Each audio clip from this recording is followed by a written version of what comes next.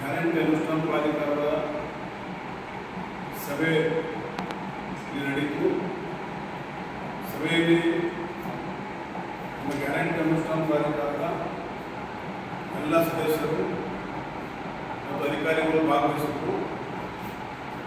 ಸಭೆಯಲ್ಲಿ ನಾವು ಏನು 5 ಗ್ಯಾರಂಟಿ ಸ್ಕೀಮ್ಗಳಿದ್ದಾವೆ, ಆ 5 ಗ್ಯಾರಂಟಿ ಸ್ಕೀಮ್ಗಳ ಬಗ್ಗೆ ಪರಾಮರ್ಶೆ ಮಾಡಿದ್ದೀವಿ ಮತ್ತು ಅಧಿಕಾರಿಗಳಿಗೆ ಬಹಳ ಸ್ಪಷ್ಟವಾದಂಥ ಸೂಚನೆಯನ್ನು ಕೊಟ್ಟಿದ್ದೀವಿ. ಯಾವುದೇ ರೀತಿಯಲ್ಲಿ ಯೋಜನೆಗಳ ಅನುಷ್ಠಾನದಲ್ಲಿ ಡಿಲೇ ಆಗಬಾರ್ದು. ನಿಗದಿತ ಸಮಯದೊಳಗೆ ಏನಂತಂದರೆ ಫಲಾನುಭವಿಗಳಿಗೆ ಸ್ಪಂದನೆಯನ್ನು ಮಾಡಿ ಅವರಿಗೆ ಭಾಳ ಸರಳೀಕರಣ ಮಾಡಿ ಯೋಜನೆಗಳನ್ನು ತಲುಪಿಸುವಂಥ ನಿಟ್ಟಿನಲ್ಲಿ ಕೆಲಸ ಮಾಡಬೇಕು ಅನ್ನುವಂಥ ಸೂಚನೆಯನ್ನು ಕೊಟ್ಟಿದ್ವಿ. ಅದೇ ರೀತಿ ಕೆಲವು ಸಮಸ್ಯೆಗಳಿದ್ವು. ಏನಂತಂದರೆ KSRTC ಬಸ್ ನಿಲ್ದಾಣದಲ್ಲಿ ಮೂಲಭೂತ ಸೌಕರ್ಯಗಳ ಕುರಿತ ವಿಷಯ ಆಗಿರ್ಬೋದು ಅಥವಾ ಕೆಲವು ಹಳ್ಳಿಗಳಲ್ಲಿ ಬಸ್ಸಿನ ಸೌಕರ್ಯ ಕುರಿತ ವಿಷಯಗಳಾಗಿರ್ಬೋದು, ಅವೆಲ್ಲವನ್ನು ಬಗೆಹರಿಸಬೇಕಂತೇಳಿ ಅಧಿಕಾರಿಗಳ ಸೂಚನೆ ಕೊಟ್ಟಿದ್ವಿ. ಅದೇ ರೀತಿಯಾಗಿರುತ್ತಂದರೆ ಇವತ್ತು ಗೃಹಲಕ್ಷ್ಮಿ ಯೋಜನೆಯಲ್ಲಿ ಆಗ್ತಕ್ಕಂಥ ವಿಳಂಬ ಮತ್ತು ಅಲ್ಲಿ ಕೆಲವು ಫಲಾನುಭವಿಗಳಿಗೆ ಇನ್ನೂ ಹಣ ಬಂದಿಲ್ಲ, ಕೆಲವು ತಾಂತ್ರಿಕ ದೋಷಗಳಿಂದ ಫಲಾನುಭವಿಗಳು ಪೆಂಡಿಂಗ್ ಇದ್ದಾರೆ, ಅವೆಲ್ಲವನ್ನು ಕ್ಲಿಯರ್ ಮಾಡಬೇಕು ಅನ್ನೋದನ್ನು ಹೇಳಿದ್ವಿ. ಅದೇ ರೀತಿಯಾಗಿ ಏನಂತಂದರೆ ಆಹಾರ ಇಲಾಖೆಯ ವಿಷಯದ ನಾವು ಎಚ್ಚರಿಕೆಯನ್ನು ಕೊಟ್ಟಿದ್ದೀವಿ. ಬಡವರಿಗೆ ಕೊಡ್ತಕ್ಕಂಥ ಅಕ್ಕಿ ಇದೆ, ಅನ್ನಭಾಗ್ಯ ಯೋಜನೆ ಇದೆ, ಅದು ಯಾವುದೇ ಕಾರಣಕ್ಕೂ ದುರುಪಯೋಗ ಆಗಬಾರ್ದು, ನೇರವಾಗಿ ಫಲಾನುಭವಿಗಳಿಗೆ ತಲುಪಬೇಕು.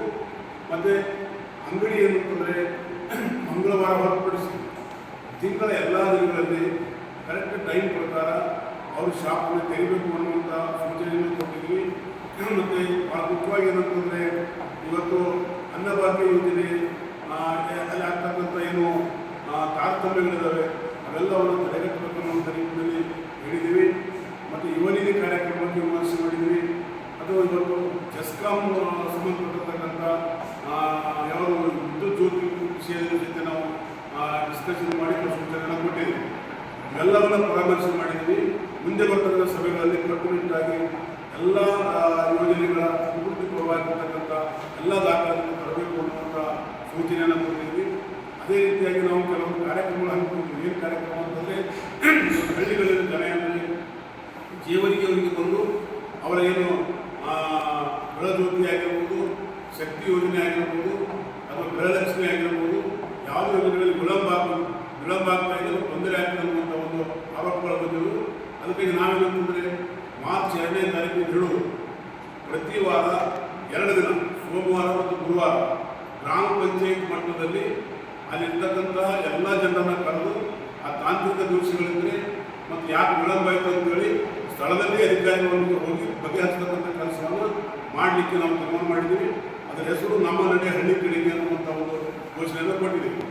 ಅದೇ ರೀತಿ 27ನೇ ತಾರೀಕು ಏನಂತಂದರೆ ಇವತ್ತು ನಿರುದ್ಯೋಗ ಯುವನಿಧಿ ಕಾರ್ಯಕ್ರಮ ಇದೆ. ಆ ಯುವನಿಧಿ ಕಾರ್ಯಕ್ರಮದಲ್ಲಿ ಪ್ರಚಾರ ಮಾಡಲಿಕ್ಕೆ ಜೀವಕ್ಕೆ ಪ್ರಥಮ ದರ್ಜೆ ಕಾಲೇಜಿನಲ್ಲಿ ಸಂವಾದ ಕಾರ್ಯಕ್ರಮ ಹಮ್ಮಿಕೊಂಡಿದ್ವಿ. ಅದೇ ರೀತಿ ಇವತ್ತು ಸರ್ಕಾರಕ್ಕೆ 1000 ದಿನಗಳು ಪೂರೈಸತಕ್ಕಂಥ ಸಂದರ್ಭದಲ್ಲಿ ಏನಿವತ್ತು ನಮ್ಮ ಫಲಾನುಭವಿಗಳು ಸೌಲಭ್ಯಗಳು ಪಡೆದು ಸಬಲೀಕರಣ ಆಗಿದ್ದಾರೆ, ಅವರೆಲ್ಲರೂ ಮನೆ ಮುಂದಿರುತ್ತಂದರೆ ಗ್ಯಾರಂಟಿ ಕುರಿತು ರಂಗೋಲಿ ಕಾರ್ಯಕ್ರಮ ಹಾಕಬೇಕು ಅನ್ನುವಂಥದ್ದನ್ನು ನಾವು ಹೇಳಿದ್ದೀವಿ. ಇವೆಲ್ಲ ಯೋಜನೆಗಳನ್ನು ಮುಂದಿನ ದಿನಗಳಲ್ಲಿ ನಾವು ಬಹಳ ಕ್ರಿಯಾತ್ಮಕವಾಗಿ ಜಾರಿಗೆ ತರ್ತೀವಿ.